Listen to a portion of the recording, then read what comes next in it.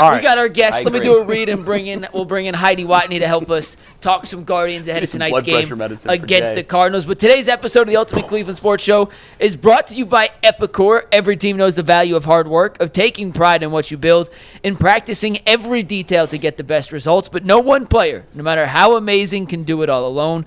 Working together makes getting the win easier. At Epicor, the All-Stars are the hardworking manufacturers and distributors who create and deliver the things we all need, from aerospace to electrical to medical devices, from small businesses with big dreams to growing enterprises with global visions.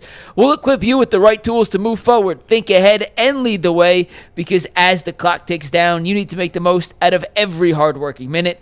Easier doesn't cut corners. Easier finds the lane. Discover your success at easierwithepicor.com. Can we talk baseball? We are. And tonight's Thank Guardians-Cardinals game is on Apple TV, and that's why we are thrilled to have Heidi Watney joining us now, who will be reporting from the sidelines on tonight's Guardians game. How you doing today, Heidi? I'm good. How are you guys? Yeah, we Awesome. just have a little football talk here. You know. Feisty. You're feisty, I see, this morning. That's all right. Heidi, whenever we talk Browns, it gets crazy in here. It gets really crazy. Now, normally, one of our respites of having to talk about the Browns 365, it's the Cleveland Guardians. But lately, they've gotten a little frustrating, too. I said yesterday on Channel 3 during the sportscast, I think that the honeymoon is over. I think Stephen Vogt came in. There was a love affair between the players. Yeah, I'm not saying that they were ready for a new voice because they love Tito, but the new voice that came in, they clearly embraced. They were upper half of the league in defense. They were getting clutch hitting. Their power numbers had surged.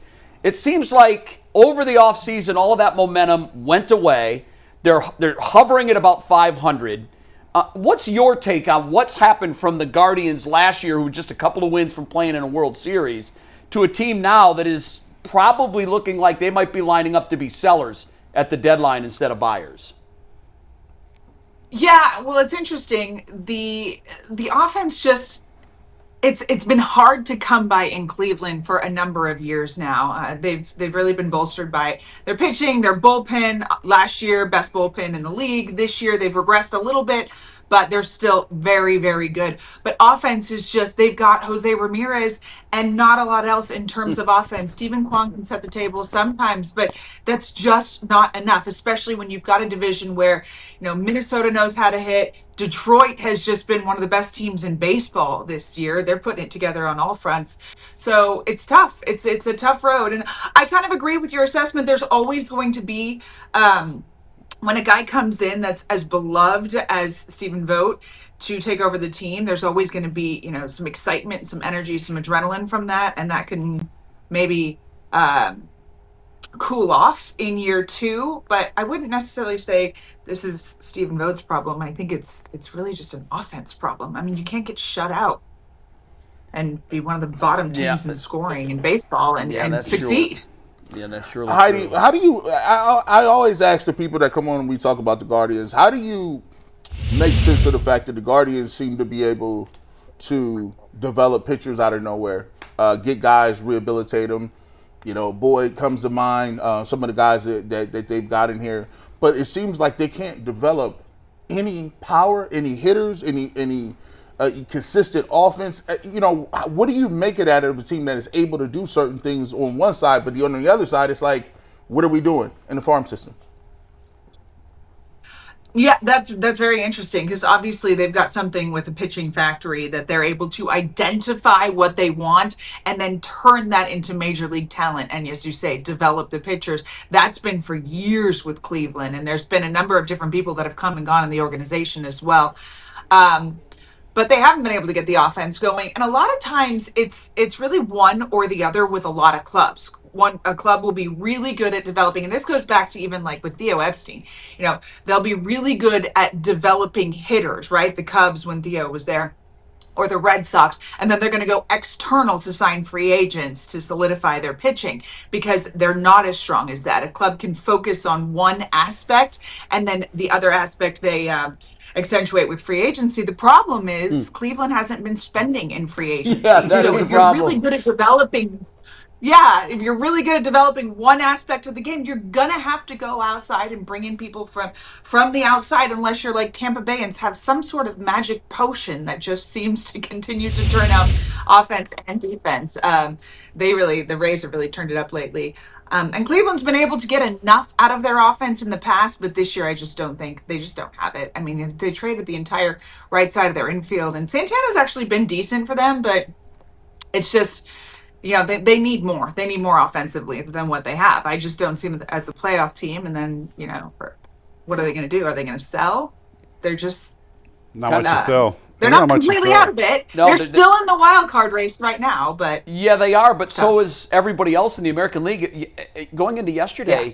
12 of the 15 teams were within 3 games of a playoff spot. So everybody is in contention, and when everybody's in contention, you really have to make a decision among those teams that are fighting for wild cards, and they're clearly now just in the wild card race, as Detroit has seemingly run away with the Central. My fear too, and Heidi, this is stunning to me, because last year I mentioned they were a middle of the pack defensive team. They've committed the 3rd most errors in all of baseball. Yesterday they had 4 errors and 2 hits. And Kyle Manzardo had 3 errors in 1 inning. And when you're hitting, what is Manzardo's average? $170? He's around 220-ish. My God, you better bring something to the party. And Well, if they play him every day, he would. oh yeah, I've heard that yesterday when he made 3 errors. They're like, well, of course he's going to make 3 errors. He doesn't play every day. No, that's not. He's that's not elite that's not defensively. no, He's he's not. not elite. But you can't make 2 errors on 1 play. Although the second error on that bunt, That's Naylor. that was Bo Naylor. Bo Naylor was picking daisies. yeah. He wasn't even paying looked attention. like a little leaguer kicking the dirt. It was bad, Heidi. It was bad. Honestly, I didn't catch it the first time they showed it. That's wild. In real time. I saw it on the replay. I'm like, wow, why did Manzardo get that throwing error? Because Bo Naylor You got to give it to somebody, and Naylor wasn't paying attention. Naylor You can't wasn't give it paying to him. attention. I mean, you got Miles Straw, who's an aggressive base runner at third base, breaking for home the second Manzardo dropped the ball, and Bo Naylor is not prepared. I got to tell you, Stephen Vogt at all of his news conferences, and I'm sure if you talk to him, and I know you will, he'll be like, our guys are really nice guys. They're really good guys. Love them all. Good guys. Play hard. They make mistakes. This is what I wanted to see. I wanted to see when Bo Naylor made that error. Bo Naylor's hitting about $170. Yeah. Okay. When he made that error, what I wish would have happened, because this team needs a kick in the ass right now. I wish that he would have just taken him out of the game. Not right then. When the inning's over, you put Hedgie in, and that's it. And it's going to send a message to everybody. If you're going to stand around and watch while teammates are trying to make plays, and you're only going to hit $170, I don't have a spot for you in my lineup. But instead, afterwards, like, well, it was hot. It's really hot. And we're trying hard. Our guys are trying. And they're nice guys. They're really nice guys. We like them. And I love Stephen Vogt. It makes it sound like I'm picking on him. But, man, you got to, at some point, Heidi, you've seen this. You've been around the game long enough. At some point, and maybe he did this privately in the locker room. I think this is the worst they've looked all year, and maybe in a couple years. Yesterday, they needed a tough manager speech at the end of the game. I don't know if they got it or not, but something's got to change. Yeah, that's one of the things. We've had Cleveland twice, or we've had Cincinnati twice already this year, and that's one of the things that Terry Francona told me that he was doing in Cincinnati was more discipline, defense, like things that you can control in the game, right? Hitting is hard, pitching is hard. You have those aspects of the game, but the mental errors, the miscues, those things, a manager like Terry Francona is not going to permit to happen. So Stephen Vogt, everybody loves him. From when he was a player, and he was an all-star. People just love him. He was great personality. As a manager, sometimes you have to be that a-hole. You've got to be that, especially a day like yesterday, which was a very sloppy game for Cleveland. I don't know. I haven't been inside their clubhouse this year yet. I'll be down there today, obviously. So I'll see what the vibe is like, but maybe they need someone that's a little more tough love to kind of crack down on some of that stuff that just seems to be like mental miscues. Give us a preview about this series of the Cardinals in town. I think tonight is Luis Ortiz and Sonny Gray. It is I Gray, think. yeah. Sonny Gray. And both teams in the wild card hunt. I think Cardinals are a game out. Just what do you expect this weekend? Well, the Cardinals have been surging lately. They've actually been pretty good. They seem to be putting it together. I know they dropped the last 2 against the Cubs, but they won the first 2 really well. in their series they're just coming off of. Both teams coming in this one a little bit feisty. It seems to be a little that midway point in the season, everyone's ready for like a little break or some fireworks or something. But Cardinals have been a better team. Their offense is looking really good this year. They're a clean team defensively. They're finally getting some production out of a lot of their younger guys that they hadn't been getting. Burleson's been really good for them this year. Arenado seems to be coming back. Contreras moving to first base seems to take some pressure off of him.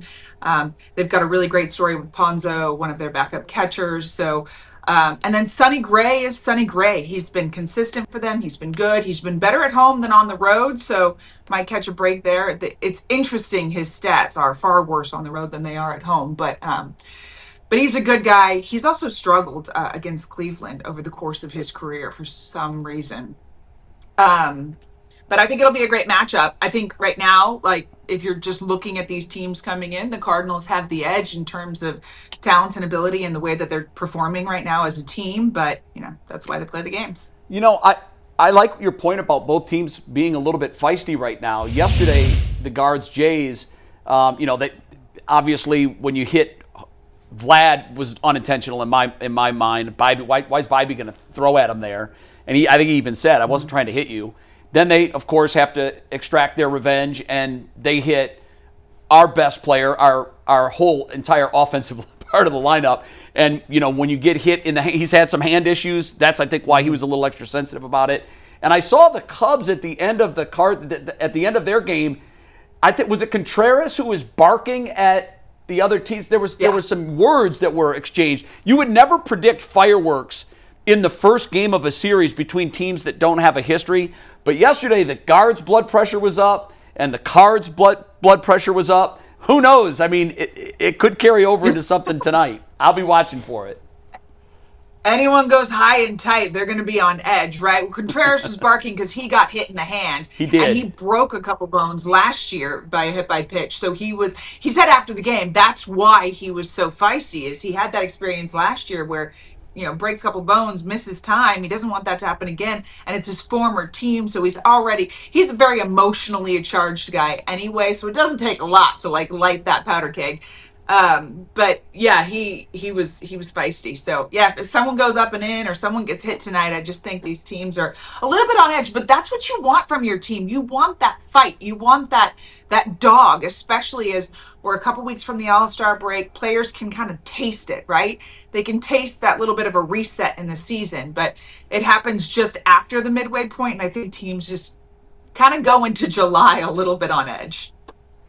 So for those that aren't sure how they're going to watch the game tonight, educate those that aren't familiar with this. I remember we had you on last year ahead of the Guards game on Apple TV, which, by the way, I watched, and it's beautiful because Apple puts the product to the home in 4K, where if you're getting a game like through Spectrum or you're on cable or whatever, it's supposed to look nice, but it's dumbed down, as I like to say. But man, when you watch Apple TV baseball on Fridays, it bombards the senses visually. How do people watch it? Tell us a little bit about the process of getting this game into our houses tonight. Yeah, well, you and I know the ins and outs of TV, right? When things say that they're in, 4K or 1080 or whatever they are, they're usually shot in like 780 and up-res. But That's Apple right. shoots, and there's a special facility in like the middle of the country somewhere that they have to send the video to because it's the only one that can process video that good. So yes, you're right. The picture quality is amazing. Apple TV, it's streaming. You just have to have an Apple TV account. You can do it from your phone, your computer, your TV, your wherever. And I always say come for the baseball, stay for like the great shows because they've got, Ted Lasso, which is coming back for another season and is one of my favorite shows. The morning show, Severance, all those good things. But the great part about Apple is that this applies to the baseball broadcast and all of their shows and everything they do from your iPhone to your iPad to whatever. Perfection is the standard at Apple. So they want the best fan experience. They want the best user experience with your iPhone. They want to make it easy for you. Best fan experience. How do we do that? We take fans closer to the game. So we're doing on-deck interviews. I'm going to be talking to, I believe, one of the Cardinal players on deck as they're about to step in the box That's awesome. and hit against Luis Ortiz tonight. That's why we do the manager interviews in game. Usually about the third inning, after the third inning into the fourth inning, we talk to the manager. What are you seeing? Hey, what happened on that play? Were you challenged or you went out and argued with an umpire? What are you seeing from this guy? Um, we talk to players. I don't think we're talking to someone in game on headset tonight, but we do that very often. We try to bring fans closer to the game with the cameras, with the access, with the interviews we do, and that's the fun part for me as a field reporter.